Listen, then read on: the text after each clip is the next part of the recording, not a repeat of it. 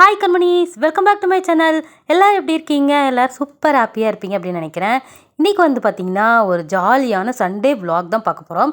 ஆக்சுவலாக ரொம்ப நாள் கழித்து நான் வந்து விலாக் வந்து இன்றைக்கி எடுக்கலாம் அப்படின்னு சொல்லிட்டு நினச்சேன். ஸோ இன்றைக்கி என்னோடய சண்டே நான் எப்படிலாம் ஸ்பெண்ட் பண்ணியிருந்தேன் அப்படின்றத உங்கள் கூட ஷேர் பண்ணிக்க போகிறேன். வாங்க கண்மணிஸ், நம்ம வீடியோக்குள்ளே போகலாம். எப்போவுமே சண்டே அப்படின்னா கொஞ்சம் லேசியாக எழுந்து நம்ம பிரேக்ஃபாஸ்ட் லஞ்ச் எல்லாம் ப்ரிப்பேர் பண்ணுவோம்ல. ஆனால் இன்றைக்கி வந்து கொஞ்சம் நான் ஏர்லியாக எழுந்திரிச்சு ஃப்ரெஷ்அப்லாம் ஆகிட்டு பாப்பு வந்து ஃபிஷ் வாங்கிட்டு வந்திருந்தாங்க. அது மீன் குழம்பு வறுவல் இதெல்லாம் செய்யலாம்னு சொல்லிட்டு ஃபஸ்ட்டு மீன் வறுவல் செய்கிறதுக்காக ஃபிஷ்ஷெல்லாம் எடுத்து நல்லா வாஷ் பண்ணிவிட்டு உப்பு மஞ்சத்தூள் எல்லாம் போட்டு நல்லா கழுவிட்டு நார்மல் மசால்ஸ் எல்லாமே போட்டு நம்ம எடுத்து வச்சுருது எல்லா மீனையுமே நல்லா மேலே மசாலெலாம் தடவி காய வச்சாச்சு. இது வந்து ஃபிஷ்ஷோட எல்லா மசாலுமே நல்லா செட் ஆகிறதுக்கு ஒரு 1 ஹவர்லேருந்து 2 ஹவர் நம்ம ஃப்ரீயாக விட்டுட்டோம் அப்படின்னா செம்மையாக செட் ஆயிரும். அதுக்கப்புறமா நம்ம மீன் வந்து பொரிச்சிக்கலாம் அப்படின்னு சொல்லிட்டு அது ஒரு சைடு எடுத்து வச்சாச்சு. இப்போ வந்து மீன் குழம்பு செய்கிறதுக்காக சின்ன வெங்காயம் தக்காளி இது எல்லாமே வறுத்து அரைச்சி நான் வந்து செய்கிறதுக்கு ரெடி பண்ணிகிட்டு இருந்தேன். அப்புறமா தேவையான அளவு மீன் எடுத்து வச்சாச்சு. புளி வந்து எலுமிச்சப்பழம் சைஸ்க்கு நான் கரைச்சி வச்சுட்டேன். இப்போ வந்து நார்மலாக மீன் குழம்பு எப்படி நம்ம தாளிப்போமோ அந்த மாதிரி நம்ம தாளிச்சிக்கலாம்.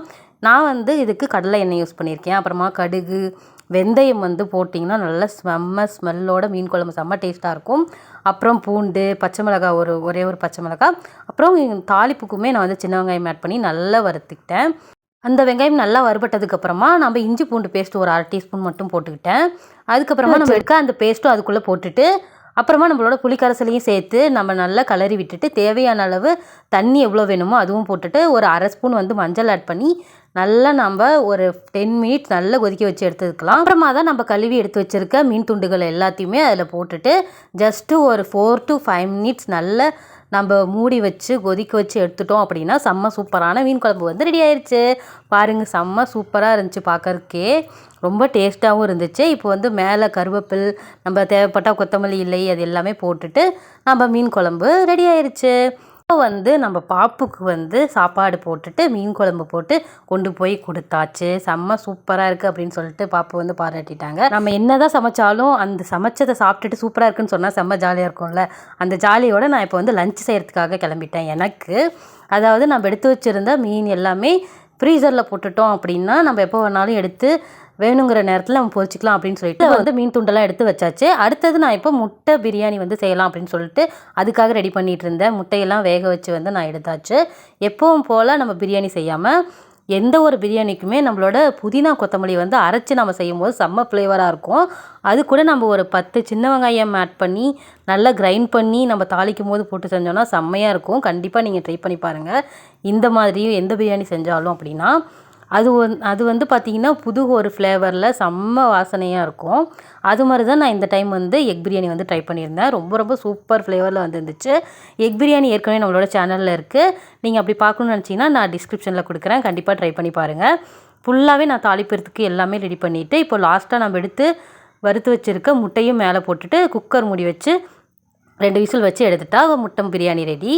இப்போ வந்து நான் மீன் வந்து ஃப்ரை பண்ணி எடுத்துக்கலாம் அப்படின்னு சொல்லிட்டு 2 மீன் மட்டும் போட்டு எனக்கும் பாப்புக்கும் மீன் வந்து ஃப்ரை பண்ணி எடுத்துக்கிட்டேன். செம்ம சூப்பராக மீன் வந்து ஃப்ரை ஆகி வந்துருந்துச்சு.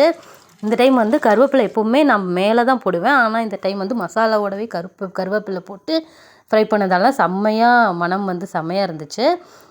அடுத்ததாக நம்ம இப்போ ரெடி பண்ணி வச்சுருந்த முட்டை பிரியாணி வந்து ரெடி ஆயிடுச்சு. ஓப்பன் பண்ணி பார்த்தா செம்ம ஃப்ளேவர் செம்ம வாசனையாக இருந்துச்சு. கண்டிப்பாக இந்த மாதிரி நீங்கள் எக் பிரியாணி ட்ரை பண்ணி பாருங்கள். முட்டையோட வாசனை பிடிக்காது அப்படின்றவங்களுக்கு இந்த மாதிரி சாப்பாடாக செஞ்சு கொடுத்தா செம்மையாக பிடிக்கும், செம்மையாக சாப்பிடுவாங்க. அதுவும் சாப்பிட்டுட்டு நம்ம வந்து சின்னதாக அவுட்டிங் போகலாம் அப்படின்னு சொல்லிட்டு வீட்டுக்கு தேவையான கொஞ்சம் பொருட்கள் எல்லாம் ஷாப் பண்ணணும்னு சொல்லிட்டு தான் நம்ம சேலம் நியூ பஸ் ஸ்டாண்ட் வந்து போயிருந்தோம். எதுக்கு அப்படின்னா முக்கியமாக இப்போது ரெயின் சீசன் அப்படின்றதுனால நிறைய கொசு வந்து இருக்குது அப்படின்றதுனால நம்ம வந்து மஸ்கிட்டோ பேட் வாங்கலாம்னு சொல்லிட்டு தான் போயிருந்தோம் கடைக்கு. நிறைய கடையில் விசாரிச்சுட்டு அதுக்கப்புறமா நல்ல குவாலிட்டியோட நல்ல ரேட்டில் இருக்க பேட் வந்து நம்ம வாங்கியாச்சு. அதுக்கப்புறமா நம்ம வந்து இப்போது சூப்பராக ஓல்ட் பஸ் ஸ்டாண்ட் வந்து கிளம்பிட்டோம். கிளைமேட் வந்து பார்த்திங்கன்னா அந்த டைமில் செம்ம சூப்பராக இருந்துச்சு. மழை வர மாதிரியும் இல்லை, மழையும் இல்லாமல் செம்மையாக க்ளவுட் வந்து இருந்துச்சு. ஸோ அப்படியே மெதுவாக பைக்கில் போயிட்டே இருக்கும்போது பார்த்திங்கன்னா இந்த சோளம் வந்து விற்றுட்டு வந்துருந்தாங்க. செம்ம கிளைமேட்டில் இந்த மாதிரி சூடாக சோளம் சாப்பிட்றது எனக்கு ரொம்ப பிடிக்கும் அப்படின்றதுனால அதுவும் வாங்கிட்டு செம்மையாக சாப்பிட்டுட்டே நடந்து வாக் பண்ணிட்டு போயிட்டே இருந்தோம். அப்புறமா வந்து பார்த்திங்கன்னா இப்போ ரீசெண்ட் டைமில் எனக்கு கொய்யாப்பழம் சாப்பிட்றது ரொம்ப பிடிச்சிருக்கு அப்படின்றதுனால தேடி இப்போ வந்து கொய்யாக்காய் வந்து நான் வாங்குவேன். ஸோ கேக் வாங்குறதுக்காக இப்போ வந்து வந்தாச்சு. இப்போ வந்து ரொம்ப சீசன்லாம் இல்லை, ஏதோ ஒரு கடை 2 கடையில் தான் இருந்துச்சு. ஸோ அதுவும் வாங்கிட்டு நம்ம வந்து அப்படியே சேலம் கடைவீதி பக்கமாக ஸ்லோவாக போயிட்டே இருந்தோம். எப்போவுமே ரொம்ப கூட்டமாக இருக்கும், அதுவும் சண்டே அப்படின்றதுனால ஒரு கூட்டம் சொல்லவே தேவையில்ல, செம்ம ரஷ்ஷாக இருந்துச்சு. அப்புறமா ஸோ கொஞ்சம் குட்டி குட்டியாக நிறைய வெஜிடபிள்ஸ் வந்து வாங்கியிருந்தேன், இந்த அவரைக்காய், முட்டைக்கோஸ் அந்த மாதிரிலாம், ஏன்னா ஃப்ரெஷ்ஷாக இருந்துச்சு அதனால்.